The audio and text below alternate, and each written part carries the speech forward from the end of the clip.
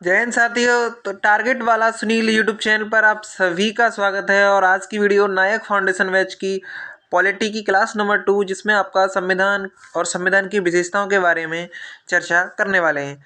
तो ये जो क्लास है नायक फाउंडेशन बैच, जो कि RW के द्वारा चलाया गया है, उसके हैंड रिटेन नोट्स हैं और साथ ही ये PDF आपको हमारे टेलीग्राम चैनल पर मिल जाएगी। और टेलीग्राम चैनल का लिंक मैंने वीडियो के डिस्क्रिप्शन बॉक्स में दे दिया है, तो वहाँ से आप हमारे टेलीग्राम चैनल को ज्वाइन कर सकते हैं। और यदि ये वीडियो आप लोगों को पसंद आए तो वीडियो को लाइक करके चैनल को सब्सक्राइब कर लीजिएगा। तो चलिए साथियों, ज़्यादा टाइम वेस्ट ना करते हुए स्टार्ट करते हैं आज की वीडियो।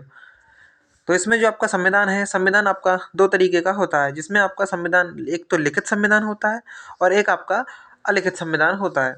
तो ये लिखित संविधान होता है, इसमें लिखित अंश ज़्यादा होते हैं, अलिखित अंश कम होते हैं।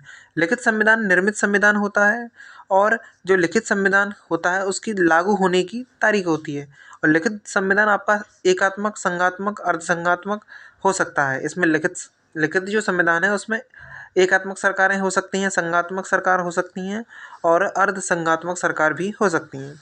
और जो आपका लिखित संविधान होता है इसमें जो है न्यायपालिका शक्तिशाली देखने को मिलती है। वहीं अगर बात करें आपका अलिखित संविधान में, तो इसमें अलिखित अंश सबसे ज़्यादा होते हैं, लिखित अंश सबसे कम होते हैं। यह विकसित संविधान होता है और लागू होने की इसकी कोई तारीख नहीं होती और एकात्मक सरकार इसमें होती है। और इसमें जो है आपका विधायिका इसमें शक्तिशाली देखने को मिलती है। जो संविधान होता है वो देश की राज्य व्यवस्था को तय करता है। और संविधान राज्य व्यवस्था की जो प्रकृति होती है, इसमें जो है पहला प्रकार है आपका एकात्मक सरकार। एकात्मक सरकार में केंद्रीकरण शक्तियों का एक केंद्रीकरण होता है। यहाँ एक सरकार होती है और वही शक्तियों का प्रयोग करती है। उदाहरण में देखा जाए तो आपका ब्रिटेन है, जहाँ एकात्मक सरकार कार्य करती है। फ्रांस और जापान में एकात्मक सरकार कार्य करती है। और यहाँ पर सबसे इनका क्षेत्रफल कम देखने को मिलता है, तो यहाँ जनसंख्या भी कम ही देखने को मिलती है। और यहाँ निर्णय बहुत तेज़ी से लिए जाते हैं और ये कम खर्चीली देखने को मिलती हैं एकात्मक सरकारें। वहीं अगर बात करें संघात्मक सरकार की, तो ये इनमें आपका शक्तियों का विकेंद्रीकरण होता है, जिसमें जो कि आपका द्वैत सरकार होती हैं, जिसमें आपका केंद्र और राज्य के रूप में ये बटी होती हैं। इनमें जो आपका क्षेत्रफल होता है वो सबसे ज़्यादा देखने को मिलता है और जनसंख्या ज़्यादा देखने को मिलती है इन देशों में। केंद्र और राज्य स्तर पर ये विवाद होते रहते हैं, निर्णय आने में इसमें देरी होती है और ये अधिक खर्चीले देखने को मिलती हैं संघात्मक सरकारें। और जो आपका इनमें जो क्षेत्रीय महत्वाकांक्षाएँ केंद्र तक पहुँचती हैं। संघ सूची में आपका 100 विषय देखने को मिलते हैं। वहीं राज्य सूची की बात करें तो 61 विषय राज्य सूची में देखने को मिलते हैं। भारत का जो संविधान अर्धसंघात्मक देखने को मिलता है, ये आपका केसी वेयर का कथन देखने को मिलता है। वही बात करें भारत की, तो भारत दो पार्ट्स में डिवाइडेड है, जिसमें आपका केंद्र सरकार और आपका राज्य सरकारों के बीच में डिवाइडेड है। अभी बात करें आपका जो आपातकाल में जो शक्ति होती है वो केंद्र के पास होती हैं। और आपका जो अखिल भारतीय सेवाएं हैं उनकी जो नियुक्ति है वो प्रेसिडेंट के द्वारा होती है और ये भी आपका केंद्र के ही हिस्से में आता है।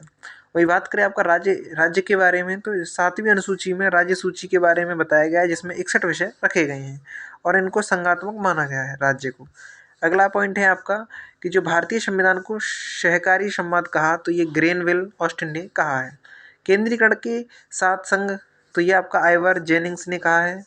और परिसंघ क्या है, तो उसके बारे में परिसंघ आपका यूएसए 4 जुलाई 1776 को ब्रिटेन से आज़ाद हुआ था यूएसए। और आपका जो आपका अमेरिकी क्रांति है वो 1775 से 83 तक देखने को मिलती है। 1777 में यूएसए में परिसंघ बना और यह परिसंघ 81 से 89 तक कार्य करता है। 1789 में परिसंघ को खत्म कर दिया गया और 1789 में अमेरिका का संविधान बन चुका था। और जो परिसंघ होता है वो सबसे कमज़ोर होता है और इसमें जो सदस्य होते हैं वो स्वैच्छिक सदस्य देखने को मिलते हैं। अगला पॉइंट है आपका संघ क्या है। तो संघ जैसे कि आपका यूएसएसआर था, union of Soviet socialist Republic, ये रूसी क्रांति के समय था, 1917 में बना था। 1922 से 24 में यूएसएसआर बना था और 1917 में रूस की क्रांति हुई थी। इसमें यूएसएसआर में 15 सदस्य देश शामिल थे और यह आपका 1991 में टूट गया। और इसके जो टूटा था, इस समय पर जो प्रेसिडेंट थे वो आपका मिखाइल गोर्बाचोव देखने को मिलते हैं।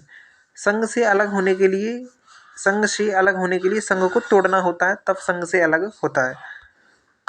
अगला पॉइंट है आपका कि जो यूएसए है उसमें 50 स्टेट से ये बना हुआ है यूएसए, जिसके पास अवशिष्ट शक्तियाँ देखने को मिलती हैं। सभी के सभी 50 स्टेटों के पास अवशिष्ट शक्तियाँ देखने को मिलती हैं। संघ में ये अधिकार स्टेट के पास होते हैं और स्टेट संप्रभु देखने को मिलता है।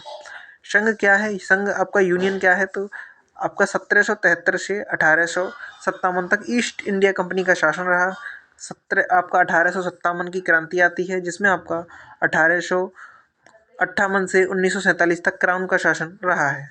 1858 के एक्ट से ब्रिटेन का सीधा नियंत्रण ब्रिटेन के पास था, राज्यों का सीधा नियंत्रण ब्रिटेन के पास था और कुछ आपका देसी रियासतों के पास देखने को मिलता है। इस एक्ट के तहत 1935 के एक्ट में संघीय व्यवस्था को अपनाया गया और कनाडा मॉडल से अपनाया गया था। 1947 से आपका 565 रियासतें थी जिन्हें संघ बनाया गया है। इनमें राज्य अपनी पारस्परिक सहमति से अलग नहीं हो सकते हैं इस संघों में, रियासतों में। अगला पॉइंट है आपका कि जो संविधान देश की सरकार का स्वरूप बताता है, तो संविधान जो है आपका देश की जो सरकार है उनका स्वरूप बताता है। संसदात्मक जो सरकार होती है वो राज्य का प्रमुख अलग होता है और शासन का प्रमुख अलग होता है। और जो अध्यक्षात्मक जो सरकार होती है उनमें राज्य और शासन का प्रमुख एक ही व्यक्ति देखने को मिलता है। वहीं अर्ध अध्यक्षात्मक जो सरकार होती है उसमें दोनों के लक्षण यानी ऊपर के दोनों के लक्षण इसमें शामिल होते हैं।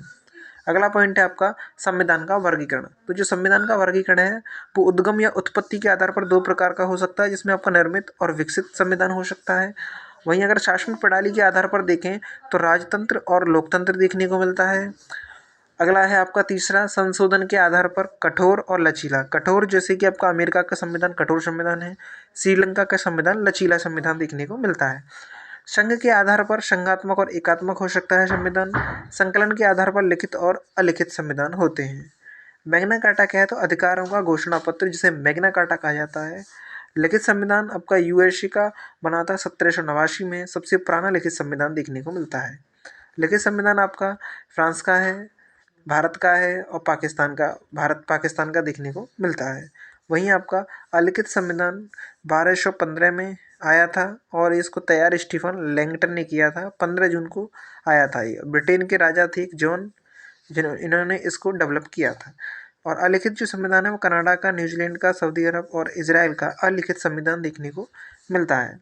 लिखित संविधान, सबसे छोटा लिखित संविधान मोनाको का देखने को मिलता है जिसमें 3814 शब्दों के आधार पर यह सबसे छोटा देखने को मिलता है। और सबसे बड़ा संविधान भारत का संविधान देखने को मिलता है लिखित। अगला प्रश्न है आपका, अनुच्छेद के आधार पर सबसे छोटा संविधान क्या है, तो वह आपका यूएसए। तो इसमें आपका कि जो अनुच्छेद के आधार पर सबसे छोटा संविधान है वो आपका यूएसए का संविधान, जिसमें 7 आर्टिकल 1762 वर्ड्स इसमें देखने को मिलते हैं। और सबसे पुराना लिखित संविधान देखने को ये मिलता है। सबसे नया संविधान क्यूबा का संविधान जो कि 2019 में बना है। एशिया का सबसे पुराना संविधान जापान का संविधान है जो कि आपका 1889 को बना था और इसे मिजी संविधान भी कहा जाता है।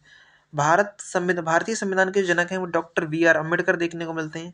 और लिखा किसने है, तो प्रेम बिहारी रायजादा ने इनको लिखा है अंग्रेजी भाषा में। और हर पेज पर प्रेम नाम इन्होंने लिखा है। अंतिम पेज पर इन्होंने अपने गुरु का नाम लिखा है जिनका नाम है राम प्रसाद सक्सेना। हिंदी में बसंत कृष्ण वैद्य ने लिखा है संविधान को। अगला पॉइंट है आपका कि जो भारतीय संघवाद को सहकारी संघवाद किसने कहा है, तो ग्रेनविल ऑस्टिन ने कहा है। और आपका जो भारतीय संघवाद की जो अभिलाक्षणिक विशेषता हैं ये आपका द्वैत सरकार प्रणाली है।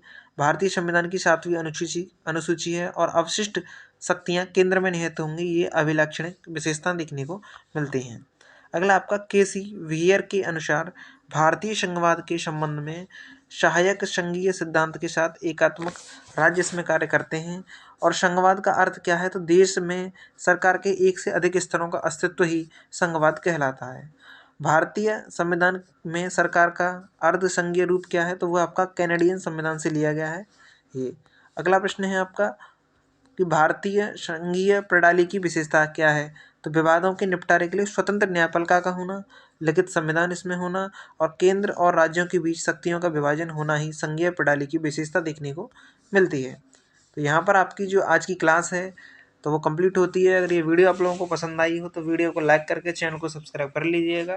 तब तक के लिए टाटा बाय बाय, जय हिंद जय भारत। मिलते हैं आगे की नेक्स्ट वीडियो में।